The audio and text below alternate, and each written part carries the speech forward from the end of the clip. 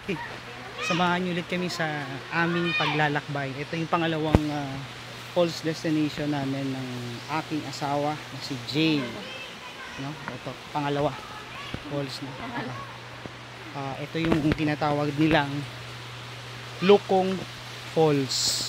Samahan niyo ulit kami sa kwentong Siquijor namin. Ito, bago kami makarating doon, meron kaming community dinaanan. So, magbabayad ka muna ng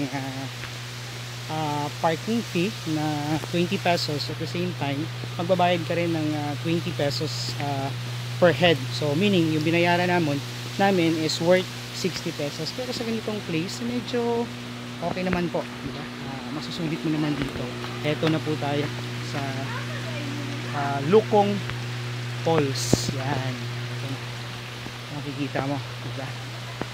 Ito yung pwede ka maligo rito. Ito yung karugtong ng unang falls namin kaninang pinuntahan.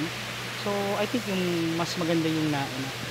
Ito kasi yung katabi niya na lang. Pero ito na, nandito na kami. So tingnan natin kung anong meron sa taas. Ito. Okay, meron pa pala dito yung tubig. Isim rin, malinaw. Kung gusto nyo pumunta dito, napaka maganda at napaka easy pumunta o mag-ikot sa isla ng Siquijor. Meron pong nag-renta ng bike dito, motorcycle, for worth 400 pesos lang. Kayo na po yung magpapafuel nun. Tapos pwede na po kayo gumala sa buong isla ng Siquijor. So ito, diba? Isang napakagandang paraiso. Paraiso ng Siquijor. Pero wag kang maingay dito sa Siquijor kasi sabi nila marami daw dito. Marami ditong unggoy na nagsasalita. Pagka maingay ka, baka makagat ka. So, ito na. Yung pangalawa na falls na pupuntahan namin. Oh, sabay tayo. Sama tayo sa kwentong Siquijor namin. Yan. Ito. Napakaganda. Napakalinis pa ng tubig. Yan. Kung gusto niyo pumunta dito, maraming falls dito.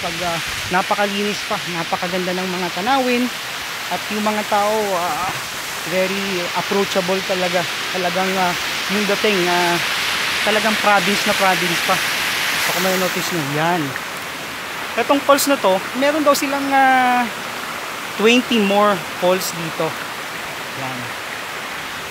So, mamaya, mag-enjoy muna kami ng asawa ko si Jane. Maliligo muna kami.